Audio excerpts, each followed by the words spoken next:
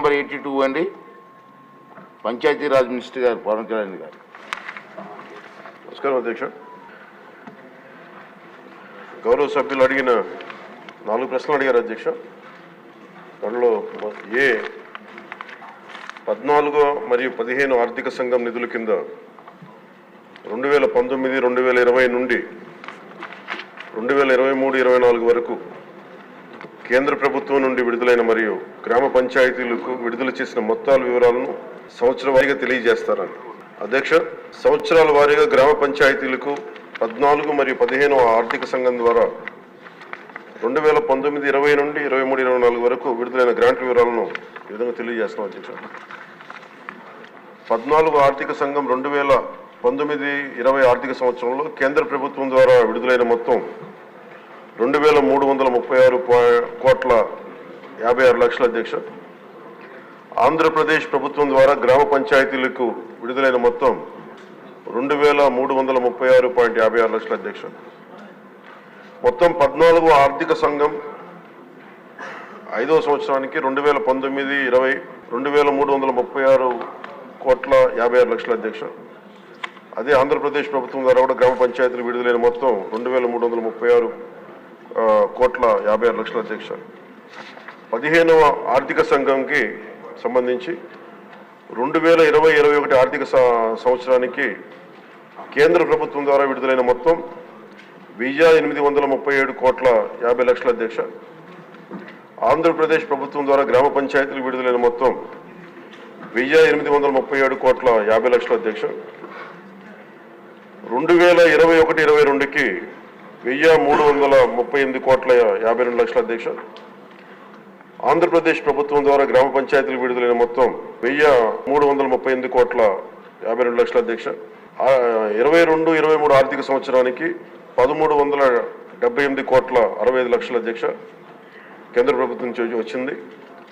ఆంధ్రప్రదేశ్ ప్రభుత్వం ద్వారా గ్రామ పంచాయతీలకు విడుదలైన మొత్తం 1,378,60,00,000 అధ్యక్ష. 23-24 ఆర్థిక సంవత్సరానికి సంబంధించి కేంద్ర ప్రభుత్వం ద్వారా విడుదలైన మొత్తం 1,392,69,00,000 అధ్యక్ష. ఆంధ్రప్రదేశ్ ప్రభుత్వం ద్వారా గ్రామ పంచాయతీలకు విడుదలైన మొత్తం 696,41,00,000 అధ్యక్ష. మొత్తం 15వ ఆర్థిక సంవత్సరానికి సంబంధించి 5,947,30,36,00,000 విడుదల చేసింది అధ్యక్ష. ఆంధ్రప్రదేశ్ ప్రభుత్వం ద్వారా గ్రామ పంచాయతీలకి విడుదలైన మొత్తం 5,251,08,00,000 అధ్యక్ష. ఈ 14 మరియు 15 ఆర్థిక సంఘం వెరసి మొత్తం 8,283,92,00,000 విడుదల చేశారు అధ్యక్ష. ఆంధ్రప్రదేశ్ ప్రభుత్వం మటుకు 7,587,64,00,000 విడుదల చేశారు అధ్యక్ష గ్రామ పంచాయతీలకి. కేంద్ర ప్రభుత్వం ద్వారా విడుదలైన మొత్తంలో ఇంకా 696,28,00,000 ఆంధ్రప్రదేశ్ ప్రభుత్వం ద్వారా గ్రామ పంచాయతీలకి ఇంకా విడుదల కావాల్సింది అధ్యక్ష. ఈ రెండో ప్రశ్నకు అధ్యక్ష, నిధుల నిలిపివేత కారణంగా గ్రామ పంచాయతీలకు ఎదుర్కొంటున్న ఇబ్బందుల విషయాన్ని ప్రభుత్వం గుర్తించిందని గౌరవ సభ్యులు అడిగారు అధ్యక్ష. గుర్తించాం అధ్యక్ష. సకాలంలో నిధులను విడుదల చేయనందున ప్రభుత్వం ఈ కింద సమస్యలను గుర్తించింది.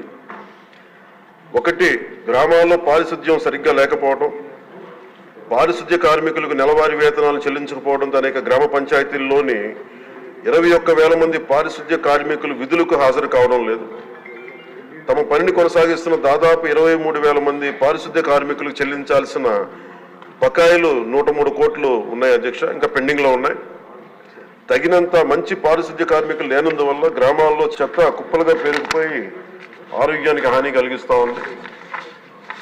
తాగునీరు సంబంధించి అధ్యక్ష రెండో అంశం, మోటారు మరమ్మతులు చేపట్టకపోవడం, పైప్ లైన్ లీకేజీలు, నీటి క్లోరినేషన్ మరియు నీటి సరఫరా కార్మికులకు చెల్లింపులు చేయకపోవడం మొదలగు కారణాల వల్ల నీటి సరఫరా పథకాలు కూడా నిర్వహణ దెబ్బతిన్న అధ్యక్ష. అలాగే మూడో అంశం, వీధి దీపాలు. గ్రామ పంచాయతీల అనుమతి లేకుండా ఆంధ్రప్రదేశ్ డిస్కాంలకు చెల్లింపులు చేసే నిమిత్తంలో నిధులు ఎక్కువ భాగం మళ్లించడమైంది. ఎల్ఈడి వీధి దీపాలను వెలిగించడం మరియు నిర్వహణ సరిగ్గా లేనందున అనేక వీధి దీపాలు పనికి రాకుండా పోయాయి. ఇది గ్రామీణ మహిళల రక్షణ మరియు గ్రామస్తుల భద్రత మొదలైన వాటితో సహా గ్రామంలోని అన్ని జీవన అంశాలపై ప్రతికూల ప్రభావాన్ని చూపింది. ఇంకా గ్రామ పంచాయతీలకు ఆర్థిక కమిషన్ గ్రాంట్లు నిలిపివేయడం వలన పేలవమైన పారిశుద్ధ్యం, అపరిశుభ్ర తాగునీరు మరియు పనిచేయని విద్యుత్ దీపాల కారణంగా మన రాష్ట్ర జనాభాలో 71% ఉన్న 3,54,00,000 గ్రామీణ ప్రజల జీవితం చాలా దారుణంగా ప్రభావితమైంది. అలాగే ఇది 3వ ప్రశ్న అధ్యక్ష, దానికి గల కారణాలు ఏంటని అడిగారు అధ్యక్ష.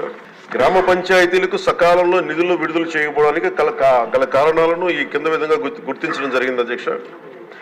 గ్రామ పంచాయతీలకు ఎన్నికలు నిర్వహించడంలో 2 సంవత్సరాల 7 నెలలు జాప్యం జరగటం, 1/8/2018 తేదీన నిర్వహించాల్సిన గ్రామ పంచాయతీ ఎన్నికలు చివరికి నిర్వహించడమైంది.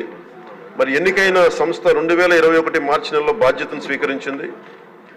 కేంద్ర ప్రభుత్వానికి 2వ అంశం అధ్యక్ష, కేంద్ర ప్రభుత్వానికి గ్రాంట్ ట్రాన్స్ఫర్ సర్టిఫికేట్ అంటే వినియోగ ధ్రువపత్రాన్ని ఆలస్యంగా సమర్పించడం. 3వది గ్రామ పంచాయతీల బ్యాంకు ఖాతాలను గత ప్రభుత్వం ఉద్దేశపూర్వకంగా పిఎంఎఫ్ఎస్ ప్రభుత్వ ఆర్థిక నిర్వహణ వ్యవస్థతో ఏకీకృతం చేయలేదు, దానికి అదొక కారణం.